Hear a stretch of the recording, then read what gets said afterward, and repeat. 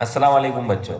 आज हम सात का पहाड़ा बनाएंगे। सात एक का सात, सात एक बार, सात जरब एक, सात दूनी 14, सात दो बार, सात जरब दो, सात तिया 21, सात तीन बार, सात जरब तीन, सात चौक 28, सात चार बार, सात जरब चार, सात पंजे 35, सात पांच बार, सात जरब पांच, सात छक्के 42, सात छह बार, सात जरब छः, सात सत्ते 49, सात सात बार, सात जरब सात, सात अठे 56, सात आठ बार, सात जरब आठ, सात नौवा 63, सात नौ बार, सात जरब नौ, सात दाही 70, सात 10 बार, सात जरब 10।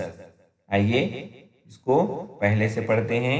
सात एक सात, सात दूनी 14, सात तिया 21, सात चौक 28, सात पंजे 35, सात छक्के 42, सात सत्ते 49, सात अठे 56, सात नौवा 63, सात दाहे 70।